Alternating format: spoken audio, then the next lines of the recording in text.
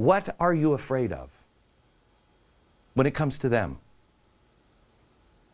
Anybody? What's the worst they can do to you? Well, I mean, both of us were in a biology class together, and our professor went on a rant about how creation is a ridiculous, theory for how the world began. And Professor, tell me how the world began. The Big Bang Theory, of course. No. You know what that is? That's somebody, there's a burning match. Well, where did the match come from? Who struck the cover? It's called first cause. Don't even call it God. Call it first cause. Professor, tell me what first cause is. The Big Bang. No, sir. That is a reaction to something. Tell me first cause. And who caused it? What caused it? Right, I completely agree. And the funny thing was, the two of us were talking after class, and I forget which one of us it was, but we posed the question, why didn't either one of us say anything? And the only answer that could come to either one of our heads was, I don't want to get a bad grade, or he has to write me a recommendation letter. Believe me. Don't be bullied by these people. They're counting on it. You know, you are examples to people. Have you looked in the picture? I want you to go online and I want you to look at the picture of the marches with Martin Luther King. I want you to look at them. I have. Over and over and over again. I've looked at them. They were afraid. They were determined, but they were afraid. But they linked arms. And just a few of them at first. And it grew. And they changed the world. Have no fear. What's the worst? They can kill you? Really? Seriously? Oh, well, change the world. Change the world. Back in just a second.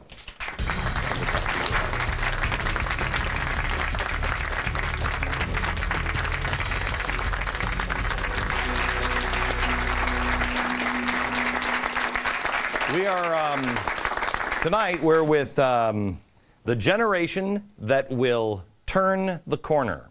You will be the generation that either restores this country or lets it go. And I have great faith that you are going to restore it, but it ain't going to be easy because you're in the minority. You were spat on by your professor? It was my professor's husband. Oh, and that's sweet. Yeah, right. Yeah. What happened?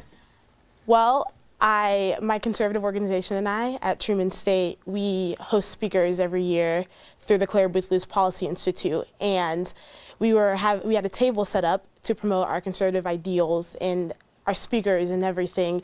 And he angrily approached us and he ripped off all of our flyers, posters, and everything. And before he left, he turned around and spat on me and then just walked away. What did you say?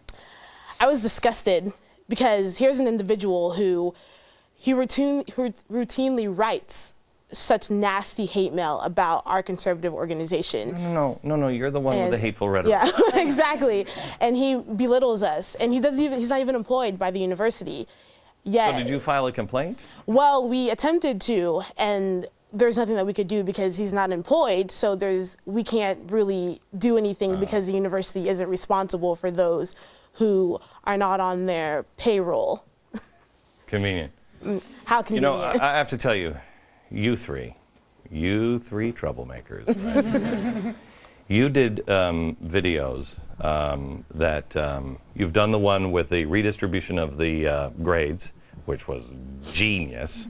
And then the next one was, there was another one. What was the other one? We asked students at Berkeley about taking the pledge to pay off their share of the national debt to maintain all these wonderful social programs we've become accustomed to. None of them. No.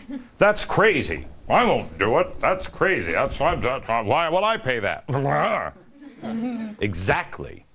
This is the way to attack.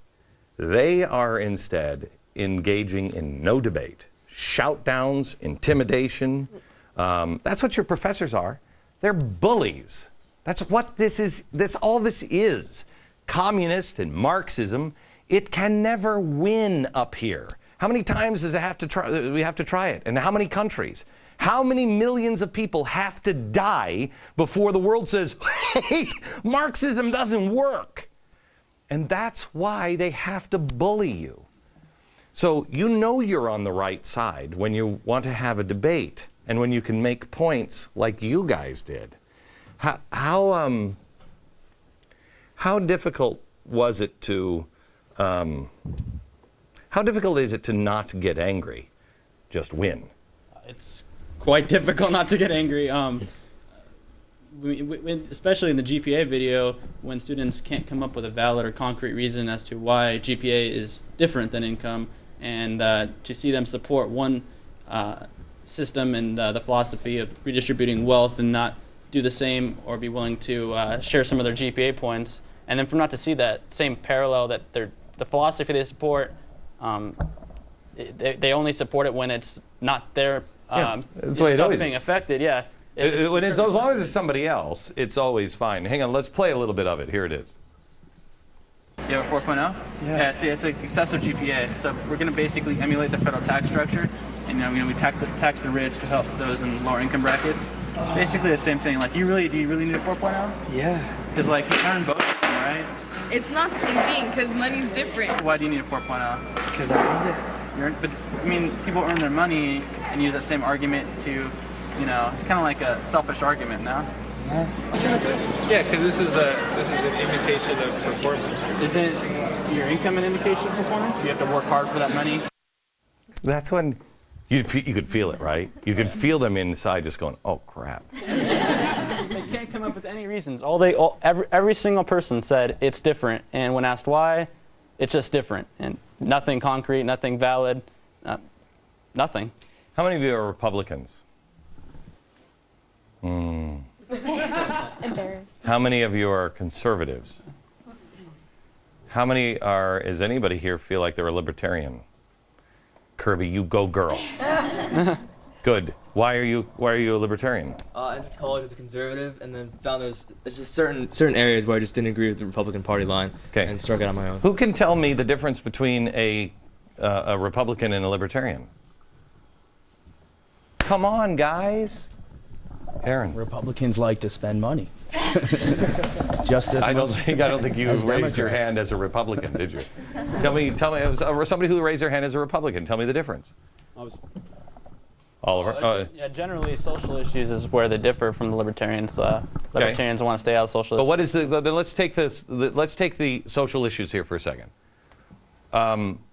Would you say that our founders were libertarian, or were they Republicans? I'd say that they were libertarian, but what was the secret, I think that the right to life is something that needs to be protected. So Kirby? I think you can make a libertarian argument for pro-life, to be pro-life, but I think libertarianism has a lot more consistency intellectually than Republican talking points of saying we're going to cut spending, but then when you actually get in power, there's no difference. You know what?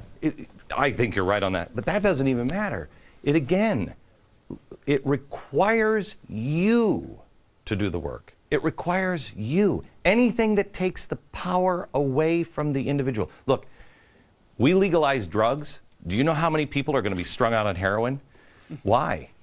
Because the country is not prepared for that responsibility. You can do the hardcore libertarian when the country is prepared to do this. Oh, I'll help you. You need help? You want to get off heroin? No, man, I just need some money. Okay, well, that's great. I'm going to go into my office now. Okay? When the country is prepared to say, I will help you if you will help yourself. Otherwise, I've got to step over you. But the country isn't built like that now. You have to build the country into that. You have to get yourself and those around you to say, responsibility for your own actions. Mike. I actually had a professor that suggested that if anyone in our class was going to do hard drugs, they do heroin. And how much did you pay him for that? and his reason? That it was good to be knocked out all day. Oh. And that it preserves your your youth. Well, that's. I believe we just met our first professor that is actually on heroin. Back in just a second.